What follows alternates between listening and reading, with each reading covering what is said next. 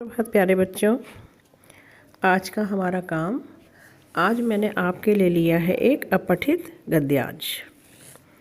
ध्यान से मेरे साथ सुनेंगे और पढ़ेंगे। समय एक अनमोल वस्तु है, खोया हुआ समय फिर कभी हाथ नहीं आता। यही समय की सबसे बड़ी विशेषता है।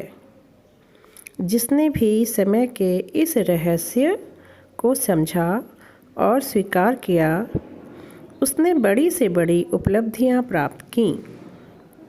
जीवन की सफलता का आधार समय के सदुपयोग पर है। समय महाशक्तिशाली है।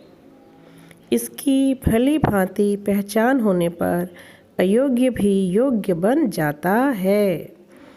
गरीब एवं दुखी धनवान और सुखी हो जाता है। बस ये पैराग्राफ मैंने यहाँ तक लिया है, यहाँ से शुरू करके। अब इसी से आधारित मैंने कुछ प्रश्न आपके लिए बनाए हैं, उन्हें आप ध्यान से पढ़िए और फिर उसका आंसर लिखिए। समय एक कैसी वस्तु है? यहाँ पर आप इसका आंसर लिखेंगे।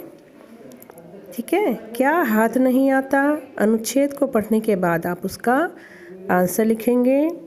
तीसरा है, बड़ी उपलब्धियाँ किसने प्राप्त की? बताइए, कौन कर सकता है जीवन में बड़ी बड़ी उपलब्धियाँ? अगला प्रश्न है बच्चों, जीवन की सफलता का आधार किस पर है? ठीक है, और पांचवा प्रश्न है, समय की भली भांति पहचान होने पर जीवन कैसा बन जाता है या फिर क्या बन जाता है? ठीक है, तो ये आप आंसर लिखेंगे इस अनुच्छेद को पढ़कर, और इसे आपको अपनी कॉपी पर यहाँ से और यहाँ तक पूरा इसको आपको कॉपी पर उतारना भी है। ये मैं आपका सुलेख मानूंगी। ठीक है, इसको आप बहुत सुंदर तरीके से लिखेंगे और जो मैंने आपको प्रश्न दिए हैं वो इन्हीं को पढ़ के इसी से आप उसके आंसर छांटेंगे।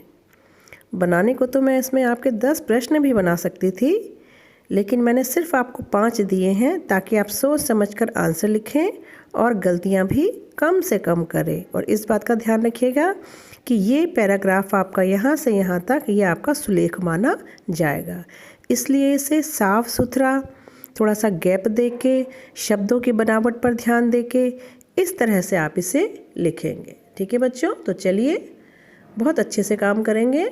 ठीक है, अपना भी ध्यान रखेंगे कोरोना के इस समय पर। चलिए बच्चों, ओके बच्चों।